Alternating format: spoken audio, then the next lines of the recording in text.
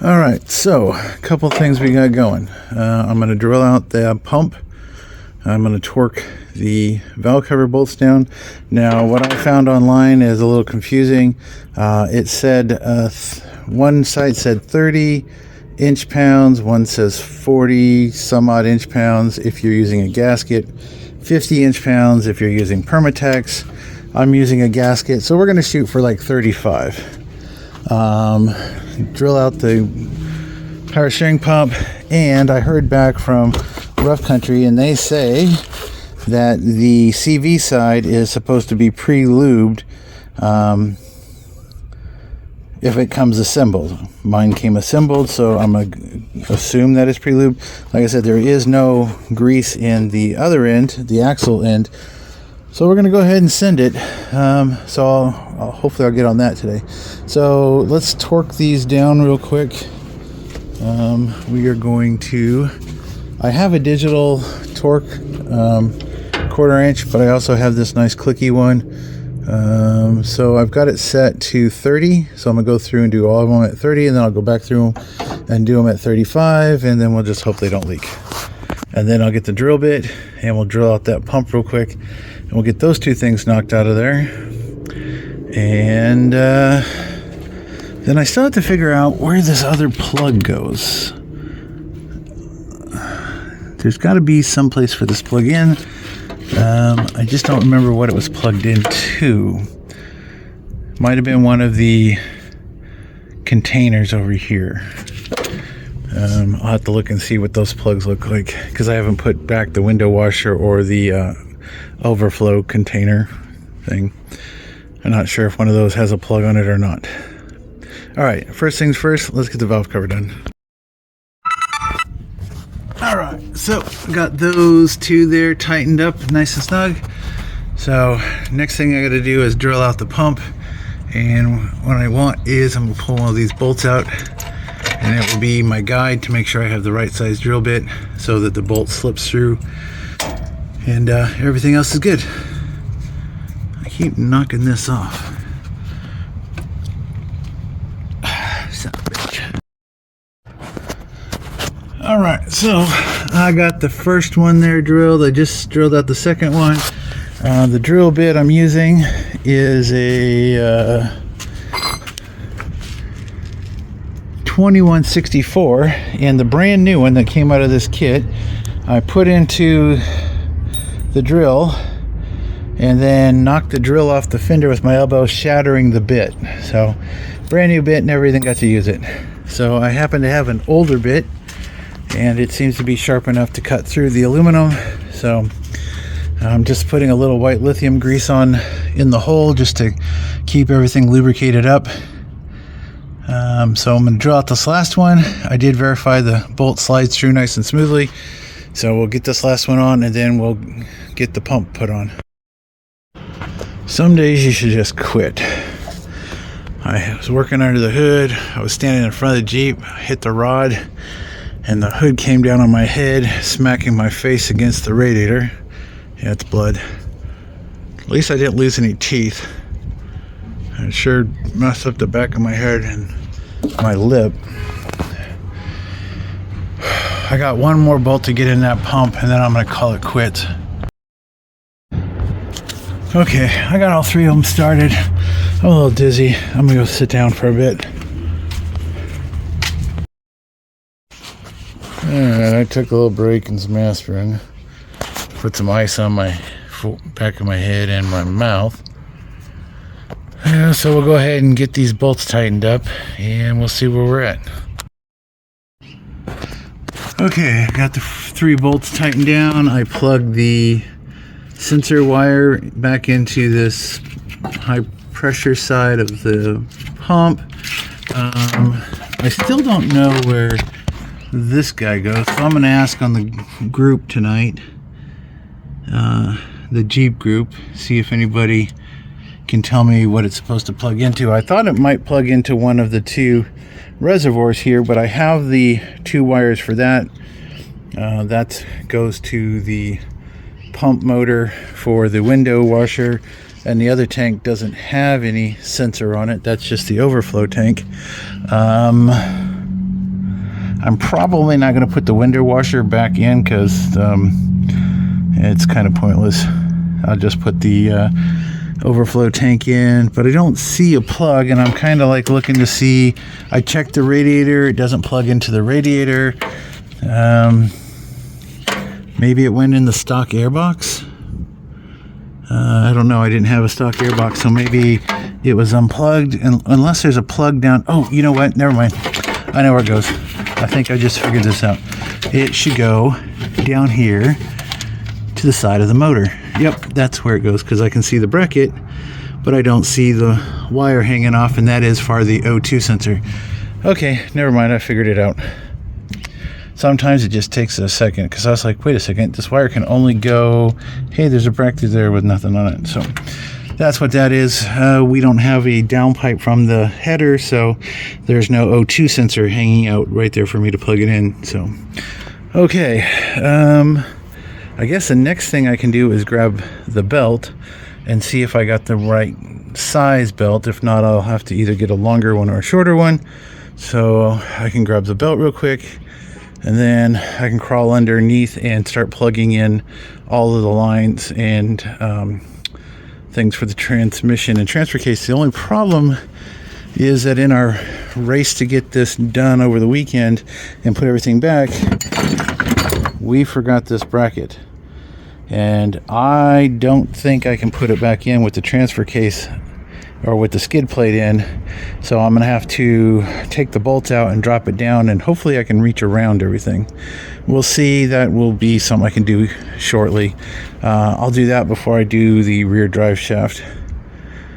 If it isn't something, it's something else. All right, so let me get the belt and let's see if we can get at least the front end of this motor more or less buttoned up. Okay, so I'm pretty sure that's the belt layout, but two things that we have an issue with. One, this belt seems to be a little long. It's 79, I think, is what I ordered. There were like 3 or 4 different belts, all without air conditioning, and they had different lengths, at least per Rock Auto's website, so that's what I went off of. And I think this upper pulley, I needed a grooved one, and I got a smooth one. I don't think I ordered a grooved one also, because at the time I was trying to debate whether or not I was going to swap to the TJ manifold right away or wait. So I might have ordered the wrong upper pulley, but everything else looks fine. So yeah, if that is a grooved one, then I just need to get a shorter belt and a grooved pulley, and we are good to go. I haven't adjusted it. We've got quite a bit of adjustment down there, but just looking at this belt, how loose it is, I'm going to say it's the wrong length, and I could definitely go with a shorter one. So that's easy peasy. We can just get that sorted out. So I guess I'm going to go ahead and go underneath, start plugging in the lines, and it'll depend on how I feel, if my head's still throbbing, if I start to drop the plate or not, or wait till tomorrow. All right, so let's go down underneath the Jeep and start plugging in the lines. All right, before I go down, first line I plugged in was this vent tube here on the top of the transmission. That one is easy to do. I also had to push all because we had pulled all the lines up here into the tub, so I pushed those down, and then I realized I could reach that from here, so I went ahead and did that. Now I can go underneath the Jeep and start plugging things in. Now the first thing I can reach here is the Speedo, so we'll go ahead and get that plugged in. Ow, I don't have my brace on. There it goes. Okay, so that one's in. Now I have to figure out where the other lines are and plug those in. I have the four-wheel drive shift wire somewhere up here. Let's see if I can see it.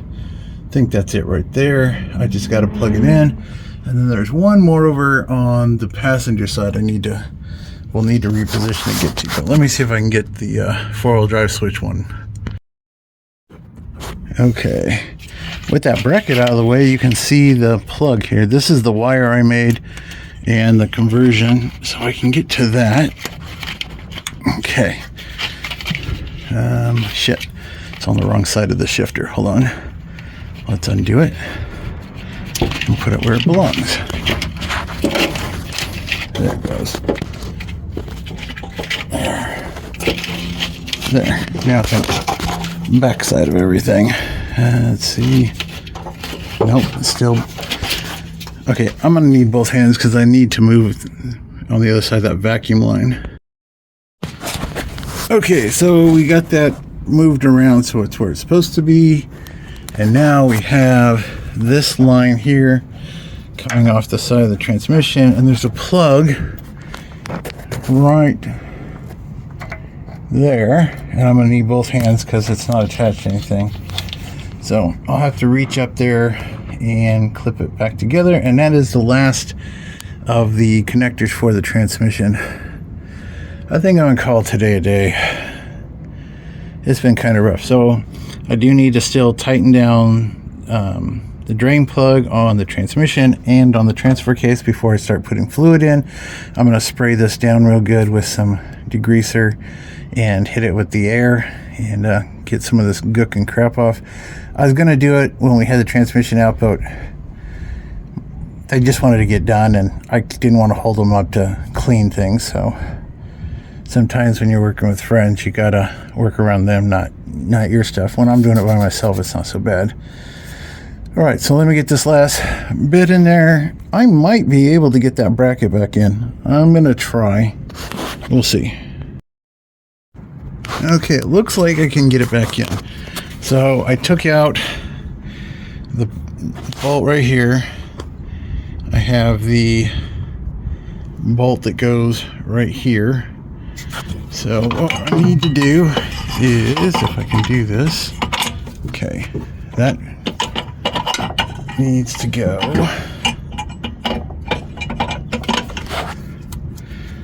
Okay, so that is more or less in place. So it looks like I need maybe a 9/16 with a socket so I can reach back in there. I won't be able to do it with the box in, but everything else looks like it fits. I can't remember what size this is.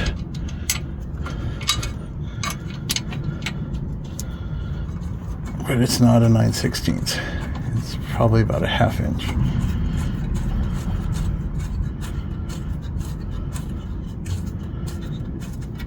Okay, so that's in.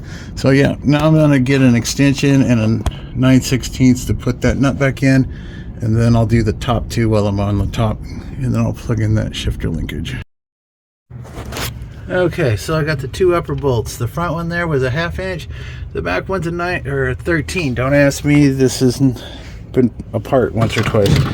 All right, so now we're gonna go back down and get those last two on the transfer case hooked up. Plug in the switch, and then I guess I could reconnect the screw. I'll do the shifter when I come back up. All right. All right, where is it at? So right there's our 1/2 inch. Got it on there nice and tight. I have the 13 back on, and I'm using my footlongs extension. The 6-inch brought it right to the edge of the bracket, which didn't give me any room. But out here, I can get a socket on it and turn it without any problems. I pretty much just hand tightened it on. I think it's only got a couple more turns.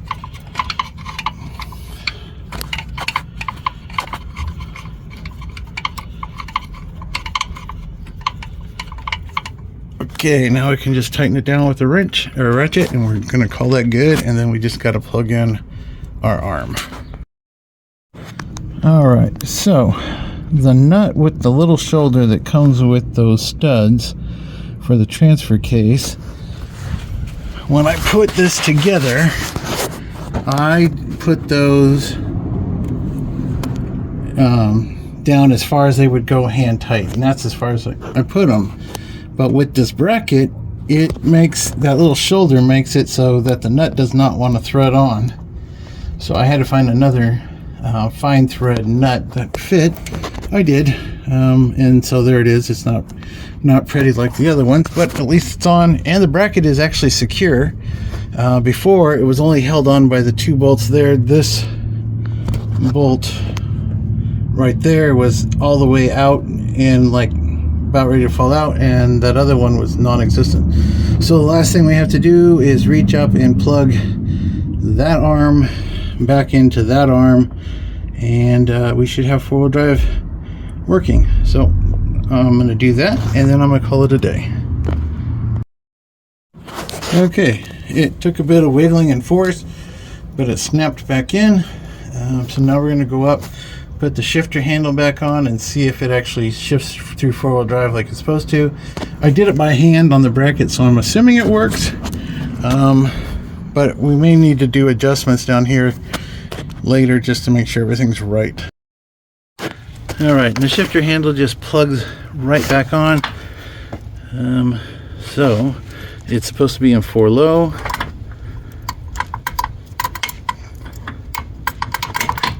Well, seems like it goes through the gears pretty easy, so that's good.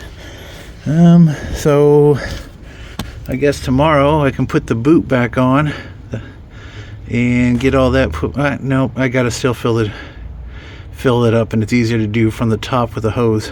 All right, so tomorrow I'll tighten down the drain plugs and fill the transmission and transfer case up. Might as well do the engine oil, so I can do all those plugs while I'm underneath. And I guess we'll work on doing the drive shaft as well while we're down there. Whew. All right, been a hell of a day. Thanks for watching. If you have any questions, throw them in the comments.